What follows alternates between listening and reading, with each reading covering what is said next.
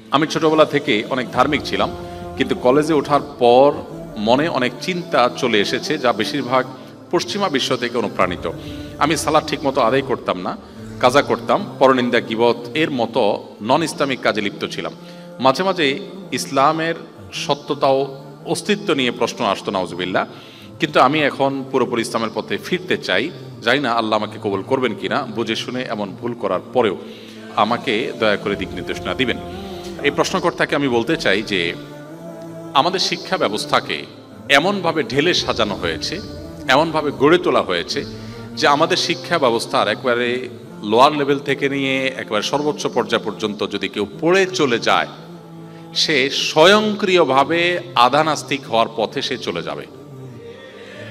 ডিজাইনটাই সেভাবে করা হয়েছে, দুর্ভাগ্যজনক একটা বাস্তবতা। আমি একটি কথা বিভিন্ন জায়গায় বলার চেষ্টা করি, আপনাদের কাছেও আরজ করতে চাই।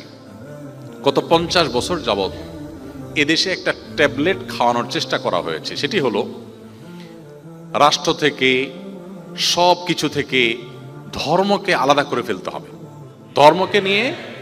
ধর্মকে ঠেলে মসজিদে ঢুকে দিতে হবে, এর বাইরে কোথাও ধর্ম থাকবে না। তাহলে কি হবে? তাহলে দেশটা শূন্য হয়ে যাবে। এই স্বপ্ন আমাদেরকে 50 বছর যাবৎ দেখানো হয়েছে এবং এভাবেই 50 বছর যাবৎ দেশ চলেছে, যে ধর্ম ঠেলে দূরে রেখে দাও, তাহলে দেশ উন্নত হয়ে যাবে, দেশ শূন্য হয়ে যাবে। আমার প্রশ্ন হলো, এই 50 বছরে দেশ কোন জায়গায় গিয়েছে এই ধর্মকে দূর দূর করে? এই প্রশ্নটি এখন জোরালোভাবে রাখা দরকার এই আইডিওলজি যারা আমাদেরকে দিচ্ছে, খাওয়াচ্ছে, গিলাচ্ছে তাদের প্রতি। আমি এর বিপরীতে মালয়েশিয়াকে আমি রাখতে চাই।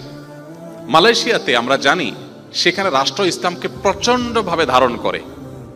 তাদের সংবিধানে রাষ্ট্রধর্ম শুধু ইসলাম, অফিসিয়াল ধর্ম শুধু ইসলাম আছে তা নয়, মাত্র 65% মুসলমান হওয়ার পর, মাত্র 65% মুসলমান হওয়ার পর যদি তাদের সংবিধানে রাষ্ট্রধর্ম ইসলাম এরকম গুরুত্বের সাথে জায়গা দেয়, এবং পাশাপাশি অন্যান্য ধর্মীদের অবশ্যই ধর্মীয় স্বাধীনতা সেখানে নিশ্চিত করা আছে, কিন্তু অফিসিয়াল ধর্ম হিসাবে ইসলাম বলা আছে, এবং সেই সাথে তাদের প্রধানমন্ত্রী থেকে নিয়ে মন্ত্রী পরিষদের বেশিরভাগ সদস্যরা এমন যোগ্য ধর্মীয় দৃষ্টিকোণ থেকে, ধর্মীয় দিক থেকে, যে তাদের প্রেসিডেন্ট প্রধানমন্ত্রীরা যখন পশ্চিমা পৃথিবীতে যান, তাদের দেশীয়দের ইমামতি করে জুমার নামাজ তারা পড়ান, এবং তাদের মন্ত্রীদের ছেলেমেয়েরা হাফেজ হয়, সেগুলো তারা সোশ্যাল মিডিয়াতে ব্যাপকভাবে প্রচার করেন। মালয়েশিয়াতে আমার বেশ কয়েকবার যাওয়ার সুযোগ হয়েছে, আপনারা যারা গিয়েছেন তারা দেখেছেন সেখানকার সমাজের খাঁজে ভাঁজে ইসলামটাকে কিভাবে তারা ধারণ করে রেখেছে।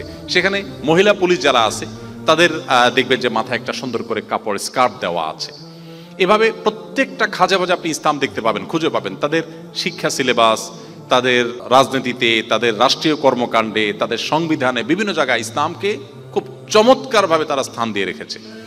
আমার প্রশ্ন হলো, ইসলামকে ধারণ করে মালয়েশিয়ানরা কি আমাদের চাইতে পিছিয়ে গেছে না এগিয়ে গেছে? কতটা এগিয়েছে যে আমাদের মন্ত্রী মিনিস্টাররা আমাদের দেশ থেকে কাজের জন্য, চাকরির জন্য আমাদেরকে নেওয়ার জন্য বসে থাকতে হয় তাদের কাছে গিয়ে। তো তারা আমাদের চাইতে কম সময়ে আমাদেরকে পেছনে ফেলে অনেক দূর চলে গেছে। কই তাদের ধর্ম পালন বা তাদের ধর্মকে ধারণ করা তো তাদের অগ্রগতির পথে বাধা হয়নি? আমি একটি কথা প্রায়শই বলার চেষ্টা করি। 2010 সালের জরিপ অনুযায়ী বাংলাদেশে 3.25 লক্ষ মসজিদ ছিল, সেটা হয়তো এখন 4 লক্ষ হয়েছে।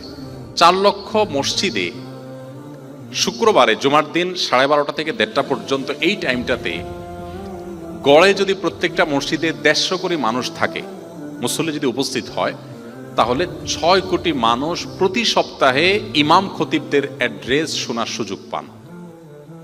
বাংলাদেশের সবগুলো গণমাধ্যম একযোগে যতজন ভিউয়ার থাকে, যতজন দর্শক থাকে, তাদের সংখ্যা যোগ করলে অবশ্যই 6 কোটি হবে না। এমন পিক টাইম নেই যে একসাথে সবগুলো টিভি চ্যানেলের দর্শক 6 কোটি, দূরের কথা 1 কোটিও হয়, অসম্ভব। তো যে দেশের মসজিদগুলো দেশের বৃহৎ জনগোষ্ঠীকে প্রতি সপ্তাহে অ্যাড্রেস করার সুযোগ পায়, সেই ইমাম সাহেবদেরকে যদি আমরা প্রশিক্ষণ দিয়ে তাদেরকে যদি রাষ্ট্রের উন্নয়নে আমরা সংযুক্ত করতে পারতাম, সম্পৃক্ত করতে পারতাম, আমাদের পাঠ্যপুস্তকে, আমাদের শিক্ষাক্রমে যদি ধর্মীয় শিক্ষাকে আমরা গুরুত্ব দিতে পারতাম, তাহলে আজকে যিনি প্রশ্ন করেছেন তার মধ্যে এই মেন্টালিটি তৈরি হতো না। এটি বাস্তবতা যে আমাদের অনেক ধার্মিক ছেলেমেয়েরা তারা স্কুল কলেজে এসে জেনারেল শিক্ষার এই জগতে এসে একটা পর্যায়ে তিনি নিজের অজান্তে ধর্মকর্ম থেকে তিনি সরে যাচ্ছেন।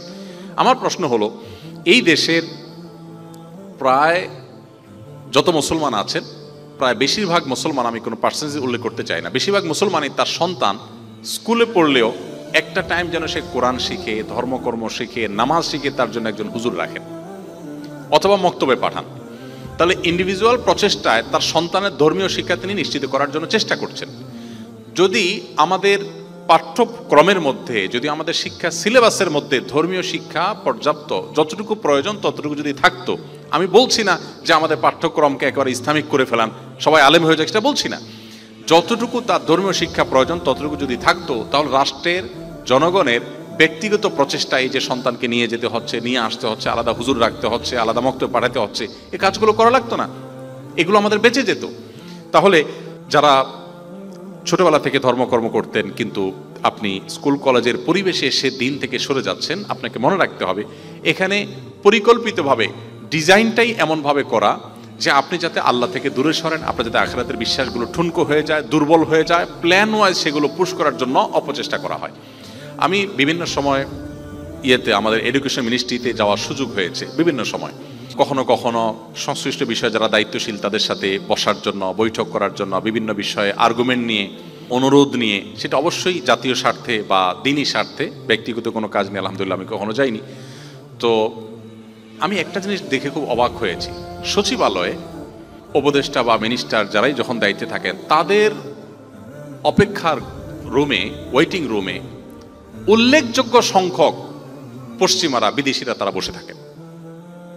আমার নিজের ভেতরে প্রশ্ন জেগেছে, আমাদের পাঠ্যপুস্তকে কি থাকবে না থাকবে, আমার স্কুলে ছেলেমেয়েরা কি পড়বে না পড়বে, এটা নিয়ে তাদের তো মাথা ব্যথার কারণটা কি?